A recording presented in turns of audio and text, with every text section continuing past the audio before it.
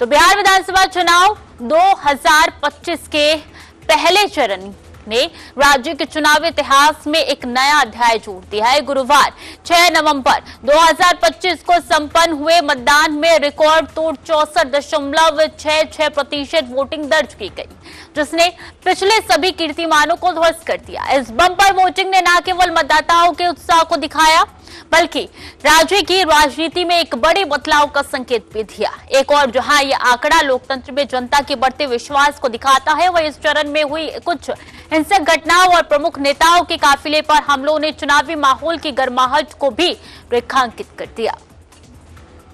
यह रिकॉर्ड मतदान इसलिए भी महत्वपूर्ण है क्योंकि इसने 75 साल पुराने सभी चुनावी रिकॉर्ड तोड़ दिए हैं। चुनाव आयोग के आंकड़ों के अनुसार इससे पहले के विधानसभा चुनाव जो कि 2000 में हुए थे, उसमें 62.57% मतदान हुआ था। वही 1998 के लोकसभा चुनाव में बिहार में 64.6% वोटिंग दर्ज की गई थी। इस बार का 64.66% का आंकड़ा इन दोनों ही महत्वपूर्ण कीर्तिमानों को पीछे छोड़ गया है, जो इस बात का स्पष्ट प्रमाण है कि बिहार की जनता इस बार सत्ता परिवर्तन या सत्ता के प्रति विश्वास जताने के लिए भारी संख्या में घरों से निकली है। बिहार विधानसभा चुनाव 2025 के पहले चरण में हुई रिकॉर्ड वोटिंग, कुल 64.66% मतदान तोड़े पिछले सभी रिकॉर्ड। महिलाओं की भागीदारी ने मतदान में नई ऊंचाई दी। आयोग ने मतदान प्रक्रिया को बनाया शांतिपूर्ण और सफल। पहले चरण के अंतर्गत राज्य की 121 विधानसभा सीटों पर वोट डाले गए, जिसमें कुल 1314 प्रत्याशी अपनी किस्मत आजमा रहे थे।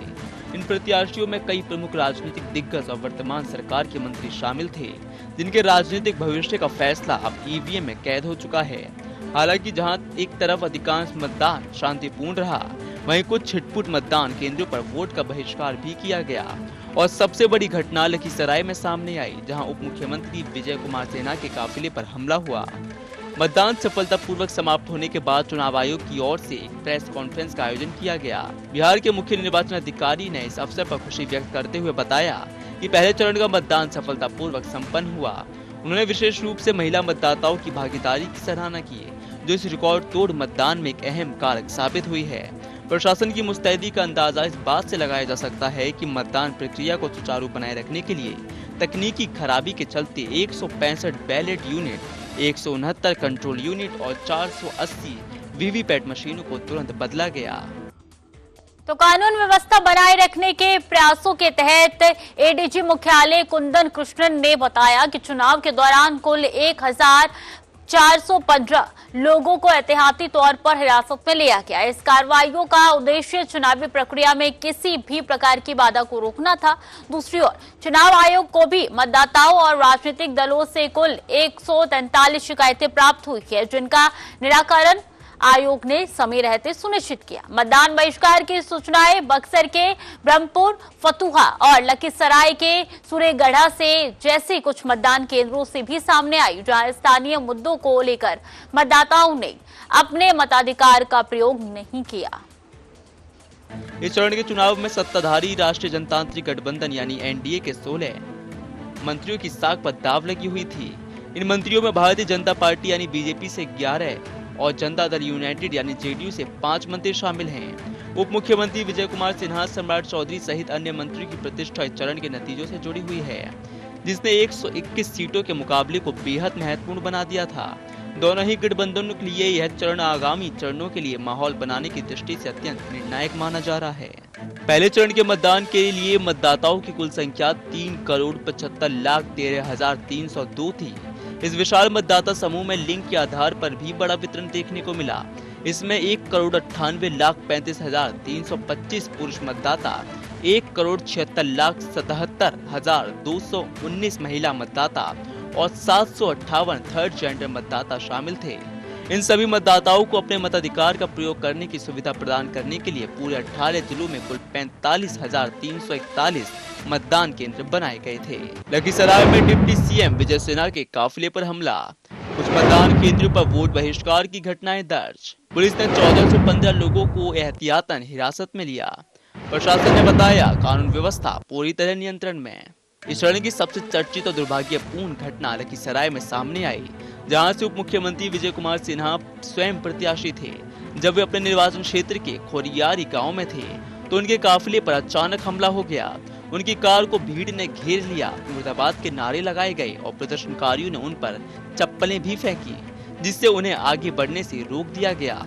इसके अलावा लखीसराय में ही उप मुख्यमंत्री की राष्ट्रीय जनता दल यानी आरजेडी के एमएलसी के साथ तीखी बहस भी हुई, जो चुनावी तनाव को दर्शाता है। मतदान के बाद राजनीतिक प्रतिक्रियाओं का दौर शुरू हो गया है। एनडीए खेमे से सम्राट चौधरी ने शांतिपूर्ण मतदान के लिए जनता और प्रशासन का आभार व्यक्त किया। उन्होंने पहले चरण के रुझानों के आधार पर दावा किया कि एनडीए 121 सीटों में से लगभग 100 सीटों पर जीत दर्ज कर रहा है और यह परिणाम 2010 के नतीजों को भी तोड़ने वाला होगा। विजय कुमार सिन्हा ने भी डबल इंजन की सरकार पर लोगों का विश्वास जताते हुए एनडीए की जीत का दावा किया और बताया कि जनता ने उन लोगों को जवाब दे दिया है जिन्होंने लखीसराय को हॉट सीट बनाकर उनकी प्रतिष्ठा को चुनौती दी थी। एनडीए के सहयोगी दल लोक जनशक्ति पार्टी के अध्यक्ष चिराग पासवान ने भी पूरी तरीके से आश्वस्त होते हुए कहा है कि जिस तरीके के रुझान सामने आ रहे हैं उससे स्पष्ट है कि 14 नवंबर को चुनाव परिणाम घोषित होने के बाद बिहार में एक बार फिर से एनडीए की सरकार बनने जा रही है। उन्होंने मतदाताओं के उत्साह को एनडीए के पक्ष में एक मजबूत संकेत बताया।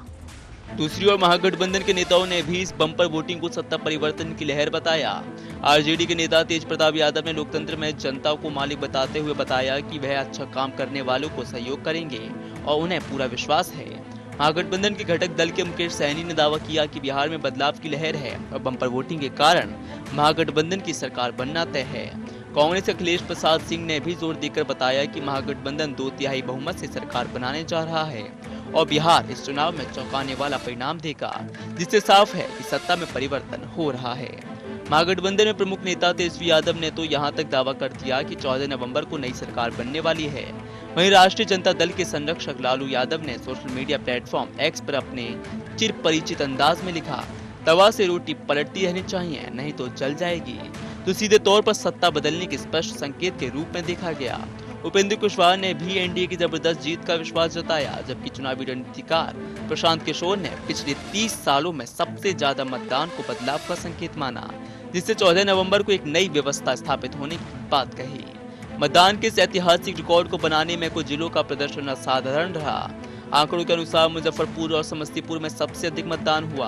मुजफ्फरपुर में 70.96% मतदान दर्ज किया गया, जबकि समस्तीपुर में 70.63% वोटिंग हुई। अत्यधिक मतदान के पीछे कई कारण बताए जा रहे हैं, जिनमें चुनाव प्रक्रिया का पहले से अधिक सरल बनाया जाना, छठ पूजा के बाद का समय होना और सबसे महत्वपूर्ण महिला मतदाताओं की उत्साहजनक और बड़ी भागीदारी शामिल है। एनडीए ने दावा किया, पहले चरण में बड़ी जीत तय। आरजेडी और महागठबंधन बोले, बदलाव की लहर उठ चुकी है। तेजस्वी यादव ने बोला कि 14 नवंबर को नई सरकार बनेगी।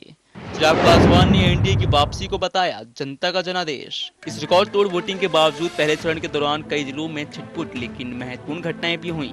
पटना के मनेर में आईडी चेक करने को लेकर आरजेडी विधायक भाई वीरेंद्र ने भी पुलिसकर्मी को धमकाया। वैशाली में आरजेडी उम्मीदवार रविंद्र कुमार सिंह पर सीएपीएफ जवानों पर पत्थर फेंकने के लिए लोगों को उकसाने का आरोप लगा। सारण में सीपीआई प्रत्याशी की गाड़ी पर ईंट पत्थर और लाठियों से हमला किया गया। साथ ही लगभग 10 जिलों में ईवीएम में खराबी आने की भी खबर सामने आई। हालांकि इन सभी को समय रहते दूर कर दिया गया। बिहार विधानसभा चुनाव 2025 का पहला चरण न केवल 64.66% मतदान के लिए इतिहास में दर्ज हो गया, बल्कि इसने राज्य की राजनीतिक दिशा पर एक गहरा प्रभाव डाला है।